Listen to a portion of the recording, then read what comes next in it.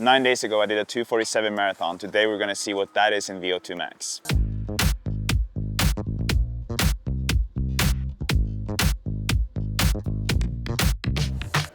So the reason why I wanted to do this test just 9 days after the marathon was that I really am curious about what a 2:47 marathon equals in terms of the VO2 max. I did get a comment on Strava asking if this, or the reasoning behind this test, and some people might think that it's silly, stupid to do it because a marathon is such a heavy load on the body. I know my body pretty well after years and years of training, and I feel like I'm recovered. And also it's important to emphasize or realize that this test is not the hardest thing you can do. In terms of the really hard effort for the VO2 max, that's just like a minute or 2 minutes of going all out. Other than that, it's actually pretty comfortable. You stop as soon as you get to a higher intensity when it comes to the lactate profile. So these things, to me, they are not super risky, and I thought it was interesting. I thought it would be interesting to you guys, and so here we are. So last time I did a VO2 max test was February 2020, and then I was 72 kilos. I think maybe I'm 73 today. We'll get the answer after I'm stepping on a scale. And then my VO2 max was 63.1, not really high.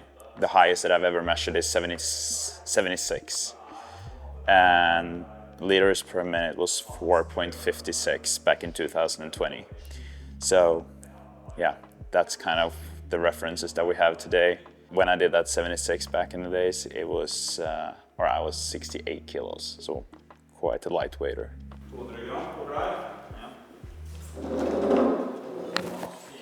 72.4. So we're also doing a lactate profile, which we were talking about just before here. That's kind of more relevant to the marathon, because at least in my case, I'm not sure if I'm even able to really take advantage of my VO2 max when it comes to the marathon distance, because like we talked about before, Marcus, that the marathon distance is weird because you feel good until the last 10 kilometers, and then it's all about enduring that pain, and that's a bit different. But yeah.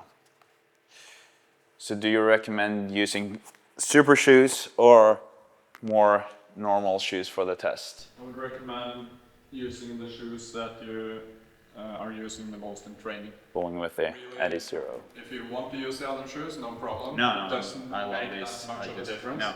People wish it made Yeah. much of a difference, but it doesn't. No. I guess it's more about where I'm able to push myself. Yeah. At the end, rather than that. If you get even more hyped up and in a good mood on the shiny shoes, then Yes. you can do that. When was last race you did? 9 days ago in Trondheim, the marathon. Marathon? Yeah. 2:48? 47. 47? Yeah. So 9 days ago is your best performance in the last year? Yes, or so? I would say so. Yeah.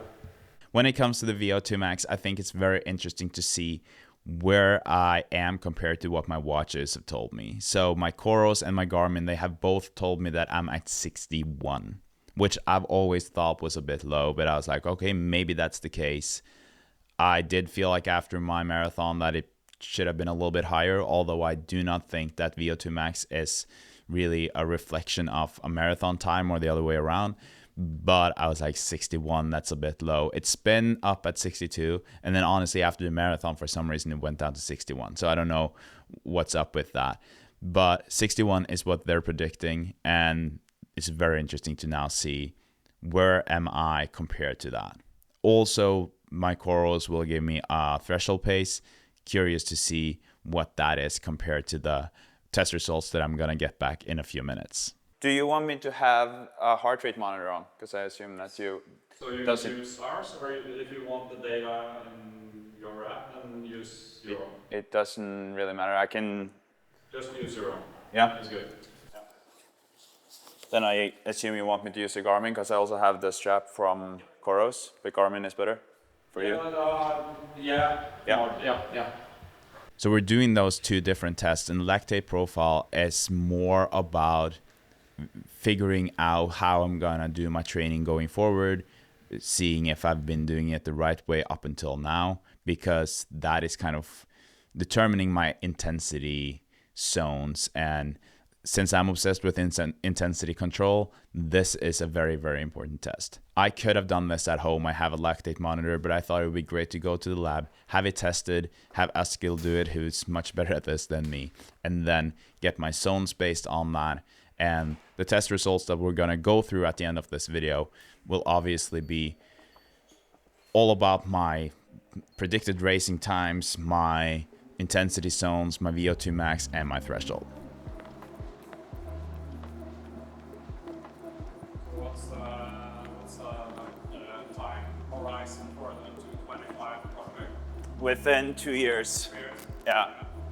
I don't know what is realistic. I feel like the last 3 months or 4 months, that's kind of the first time in a very long time that I've been able to train consistently.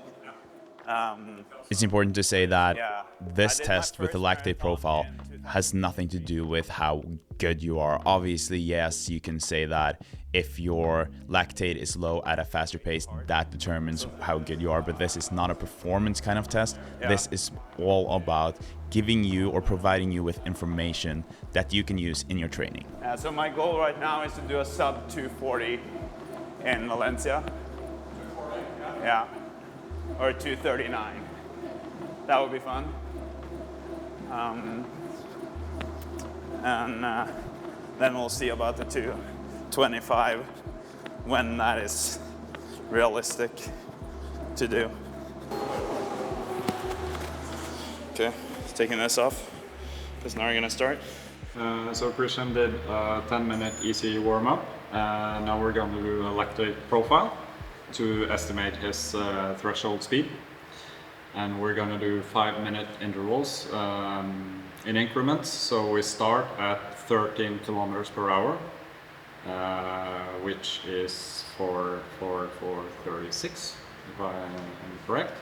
And then we do 5-minute intervals, and we increase by 1 kilometer per hour every 5 minutes, measure his lactate, and estimate his threshold speed. So I think it's going to be either 4 or 5 times 5 minutes. And when do we stop it in terms of the lactate? We use the lowest value measured, and then we add 2.1 millimoles. So if you, for example, measure 1 millimole at the first interval, then we estimate your threshold at 3.1. Because people's metabolism are different. Some people have a lot of fast twitch fibers, and they tend to measure a higher lactate in the low intensities. So we'll get an answer where you are on that spectrum in the start. Good? Yeah, nice. So then we go, take you up to 12 kilometers per hour first. 5 minutes.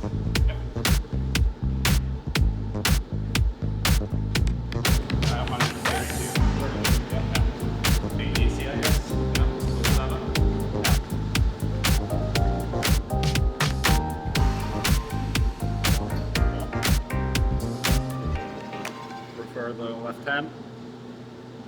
Doesn't matter. 0.6, so nice low measurement means we estimate your threshold at 2.7. Yeah. It's good. Yeah. That was low. Increase the speed 10 seconds. We need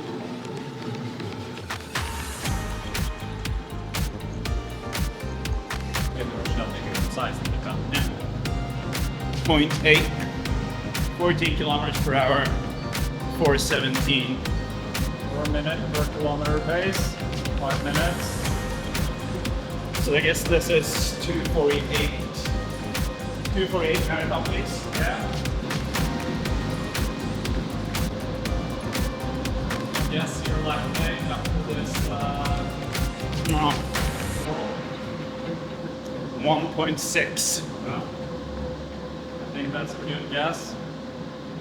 I'm guessing 1.4. Yeah. Let's see what's right.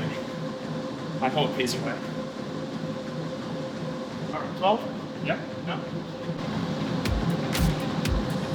6. 1.6. Hey. 16 kilometers and 345. Yeah. Per kilometer. 5 minutes.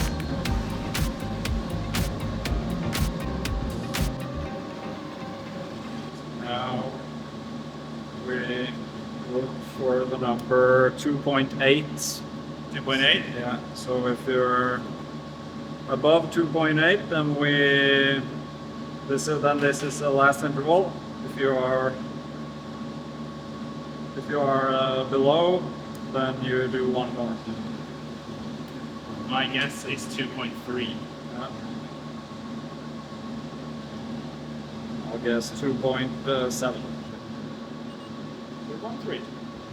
It's perfect. When we do one more, I think this will be the last. This will definitely be the last. Yeah.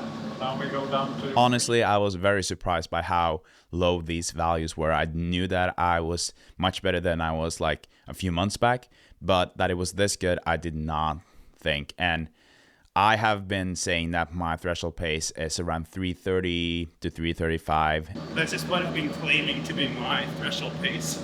330 to 335. So now we'll see if it's all words or not.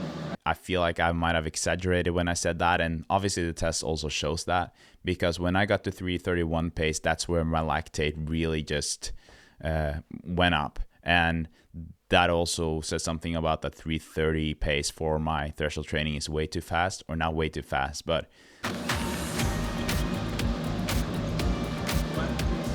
One.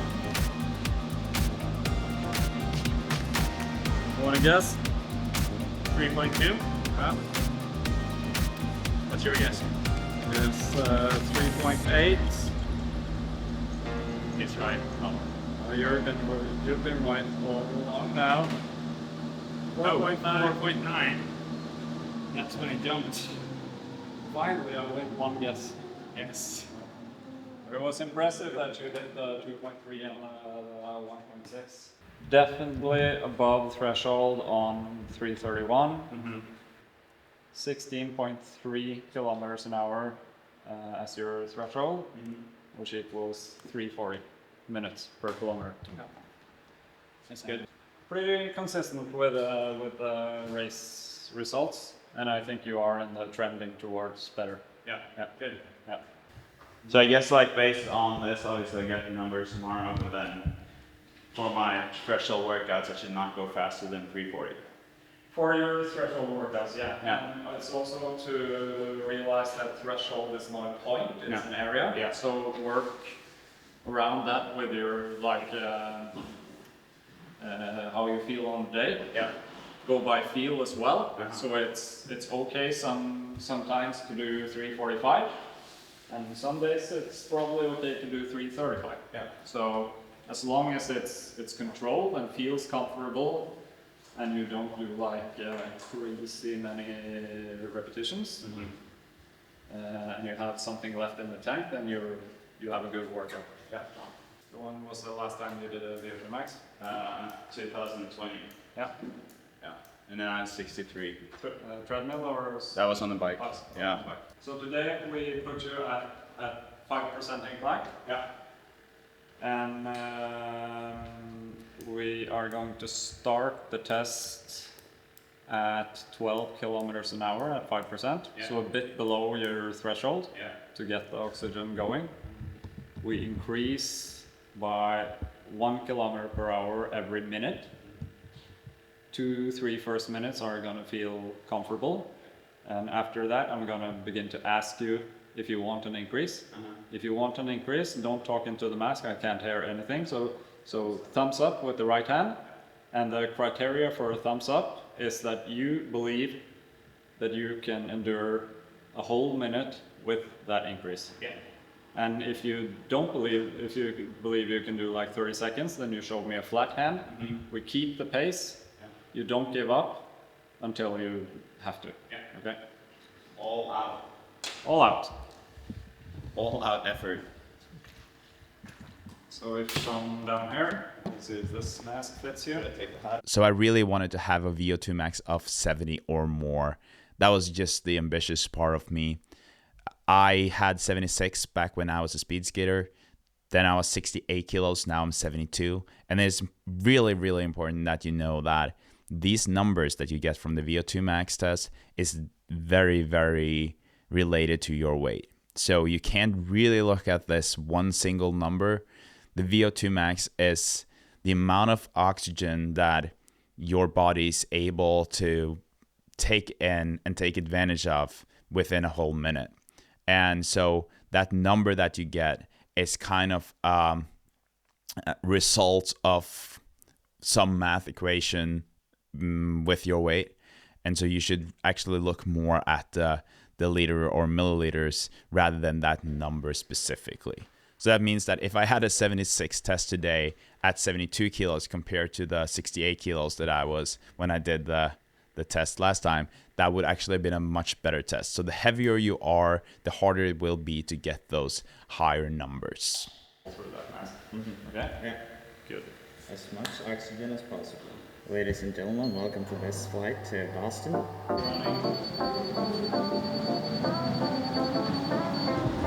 Up to 12 kilometers per hour. And we get going.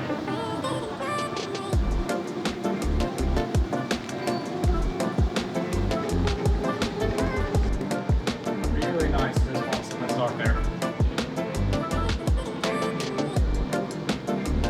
14 kilometers an hour. I ask you, do you want the increase? Yes. Thumbs up, pumping fast. That's good. Get you to 15k an hour. Come on. It's from here on in that you show what you're made of. Come on, come on. Go, go. There we go. A little breakthrough. 61.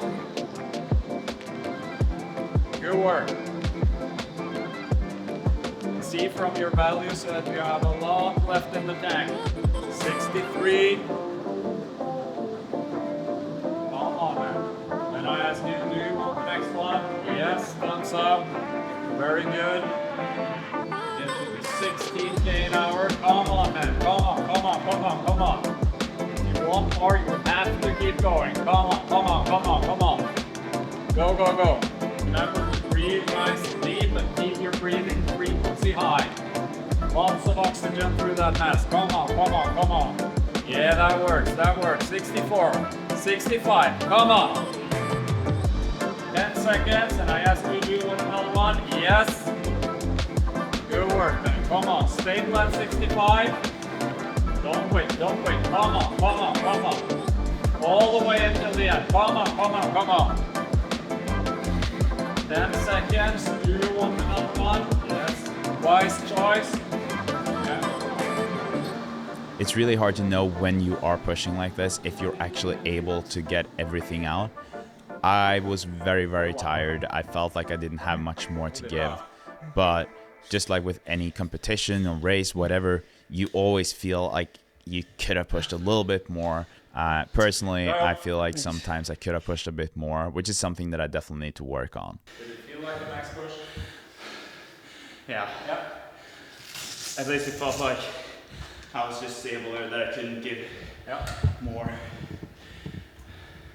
So I got the test results here on my phone. I'm going to go through them. I hope that this won't be too boring, but we're going to start with just my intensity zones, because what is really, like I said, nice about this is that I'm getting my intensity zones out of this, and then I can use that for my training going forward. In terms of zone 1 and 2, I've obviously had all of these zones before based on my previous tests. Zone 1 and 2, to me, it's not super crucial where it starts and ends in terms of that, or that divide between those, but my zone 1 starts at 103. I have a very low heart rate, maximum heart rate and resting heart rate. Resting heart rate at 33 and probably 187 based on this for the maximum heart rate. 103 to 134 is my zone 1. 135 to 152 is my zone 2. I've usually said that, or previously said that, my zone 2 starts at 140 and that my zone 3 starts at 150. What's good about this is that it means that especially when it comes to the zone 3, which is my threshold zone, that I haven't really been too high. I've actually been a bit lower on that side when I've said that I've been in zone 3. So that means that I've had less zone 3 workouts than I might have thought that I had. Anyways, that's not a big difference between what I thought it was and what it actually is. So that's good. Zone 3 is 153 to 163, which is also very much in the same area that I thought it was. So zone 4, 164 to 171, which is also pretty close to what I've been thinking that it has been. And then zone 5, 172 to 187. So we get you in at, just to sum up, we get you in at 340 pace on threshold. Then going back to the Coros watch and what the prediction was for my threshold pace, which was very interesting, is that was 342, so not far off. I definitely could have used that prediction. And obviously it's hard to tell, but based on this test and now being 3 months away from Valencia, and my goal is to do a sub 240. Do you think that's realistic? Yeah, Yeah. I think so.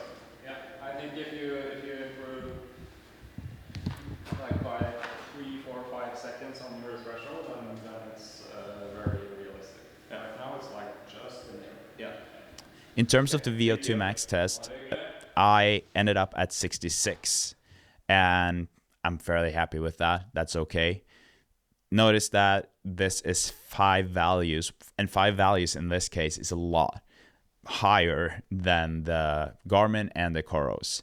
So for an athlete being told that you have 61 compared to 66, huge difference. Yeah, it's such a big difference that I think that when people use these watches as predictors for the VO2, it's not a good idea.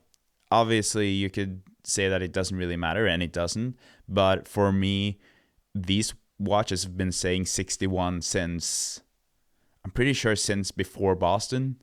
And I'm a much faster runner, and I'm in much better shape today. So don't listen to the watch. Don't look too closely at that. Seems like the threshold pace is more correct, but the VO2 Max predictor, not good at all. Not on Garmin, not on Coros. Not talking shit about any of the watches specifically, just in general. That's probably a feature that is not good enough yet. A little bit lower than I hope for. But it's fine. Something to work on. Good answers from our tester here, from Oslo. So it's nice. What I think is important to talk about here with the VO2 Max and the values is that 66 is my number. That is based on like my weight. And so that means that if I was heavier and I had the same test, that would have been more impressive. If I was lighter and I had the same numbers, that would have been less impressive. So for me, it's more important to look at the milliliters per minute, which is 4.7 liters. And that number is something that I'm going to look at because most likely getting closer to Valencia, I might be like a couple of kilos lighter. And with that, my test will look different than it did yesterday, especially in terms of that VO2 Max number. So 4.7, I want that to be eventually within a couple of years, maybe up to 5.5, something like that. But that is where I am at right now, 66. And so that means that 66, obviously you can't convert this directly, but 66 is good enough for a 247 marathon. So if you have a VO2 Max of 66 and you are around my weight, or you have 4.7 liters, chances are that you're good enough to do a 247. If the VO2 Max was a good enough measure for that, because it's really not. The lactate profile is much better for that if you can just stay at that intensity zone. And these numbers are just numbers. When it comes to racing, that's a very different story altogether. So don't listen too much to these numbers. If you tend to get too caught up with them, I would actually consider not taking these tests at all, because it can kind of throw you off if you are reading too much into them. Another funny thing that Askild did at the end of it was to predict my times for the different distances. I think that this is based on a flat, fairly fast course, so it's not like, say, Trondheim or Boston, but the 10K 35:16, that would have been a huge PR, as my personal record is 37:30. I am much faster than that. I've done faster in training, but half marathon 1:17:58, and then the marathon distance 2:43 flat. And I do feel like this makes sense. I am sure that this could be my times going forward. And it's been a fun test. I will go back when we get closer to Valencia just to see where I am at. But as of right now, these are my numbers: 2:47, 66. Don't listen to Koros. Don't listen to Garmin. I'm sorry, guys. That is not a good predictor. And thank you again to Marcus for helping me film this. Really, really appreciate that. And for you watching. If you want to hear more specifics about the VO2 Max and all of those numbers and things like that, you should definitely listen to the next episode of the Marathon Podcast that comes out tomorrow, Wednesday, with Jeff Cunningham. I really, really recommend that episode. There's a lot of insight there. Thank you again for watching. Have a good day, and I'll see you in the next one.